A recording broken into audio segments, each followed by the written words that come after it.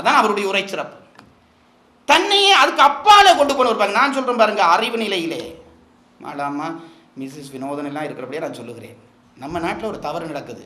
பெண் என்றால் பெண்ணை பற்றி பேச வேண்டும், ஆண் என்றால் ஆணுக்கு சார்பாகத்தான் பேசுவார்கள். இந்த கருத்தெல்லாம் தவறு. உயர் அறிவு நிலையிலே பாலையும் மனிதன் கடக்கிறான். ஆண்பால் பெண்பால் என்ற எல்லைக்குள்ளே நின்று கூட ஒரு உயர் அறிவாளன் சிந்திக்க மாட்டான். அவன் அதுக்கு அப்பால் போய் உயிர் நிலையிலே நின்று தான் சிந்திப்பான். உயிருக்கு ஆண்பால் பெண்பால் உண்டா? அறிவு உயிர்க்குரியது, உடற்குரியதல்ல, உயிர்க்குரியது. உண்மை உயிரறிவு கண்டவன் பால் நிலையும் கடக்கிறான். அதனால்தான் பெண்ணாக இருந்த நம்முடைய காரைக்கால் அம்மையார், ஔவையார் போன்றவர்கள் பல பெண்களுக்கு மாற்றான கருத்தையும் சொல்லி இருக்கிறார்கள்.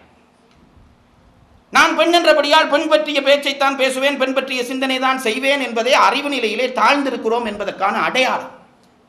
இதை புரிந்து கொள்ளுங்கள். ஆண்பால் பெண்பால் என்ற எல்லை கூட அறிவு நிலையிலே இல்லை. அதை கப்பால் போய் விடுவான் ஒரு உயர் அறிவாளன். அதை நாம் புரிந்து கொள்வோம். அதனால் அதுபோலத்தான் சாதி, அதுவே பால் நிலையே இல்லை என்றால் சாதி நிலை எங்கே வரப்போகிறது? திருவள்ளுவர் சொன்னார், பரிமேலழகர் சொல்லுகிறார், அந்தணன் என்பது ஏது பெயர் என்கிறார், காரண பெயர் என்கிறார். காரணம் என்றால் அழகிய தன்மை என செந்தன்மையை பூண்டவன் என்று அர்த்தம். இந்த இந்த இந்த காரணத்தினாலே தான் அவனுக்கு அந்தணன் என்று பெயர் வந்தது. பிராமணன், பிரமத்தை அனாவி நிற்பவன் என்று அர்த்தம். காரணத்தினாலே வந்த பெயர். அதை அவன் செய்யாவிட்டால் அவனுக்கு அந்த பெயர் இல்லை, லிஸ்டில் இருந்து தட்டிடு என்றார் பரிமேலழகர். லிஸ்ட்ல இருந்து தட்டு என்றார். நாங்க இப்ப சும்மா பூசை பண்றவருக்கு தான் அந்தணன் என்று பெயர் வச்சு கொண்டிருக்கிறோம். பூசை பண்றதுதான். அந்தணன் என்பவன் அறிவினுடைய முடிவு பரம்பொருள் தான். பரம்பொருளை ஒருவன் நாடி நிற்பான் என்றால் அவன் அந்தணன் தான். ஒழுக்கமாக நிற்கிறான் என்றால் அந்தணன் தான். அவனுக்கு அந்த பெயரை சூட்டு. பிற்காலத்திலே என்ன ஆயிற்று என்று கேட்டால், அதனாலே தான் நம்ம சமயத்தில் ஒரு பெரிய கதை வச்சுட்டார்கள் பாருங்க.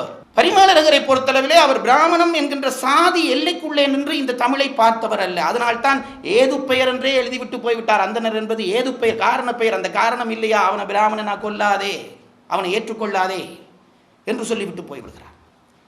அப்படிப்பட்ட அந்த பரிமேலழகருடைய உரை இல்லாவிட்டால் நாங்கள் திருவள்ளுவரை சரியான இடங்களிலே சரியான முறையிலே கண்டிருக்க முடியாது. இதுதான் நான் சொல்ல வந்த விஷயம். அவர் செய்திருக்கிற ஓரிரு நுட்பங்கள், நேரத்தை கருதி ஓரிரு நுட்பங்களை மட்டும் உங்களுக்கு சொல்லலாம் என்று நினைக்கிறேன். பரிமேலழகர் இல்லாவிட்டால் நாங்கள் திருக்குறளை இவ்வளவு தூரம் விளங்கி இருக்க முடியுமா?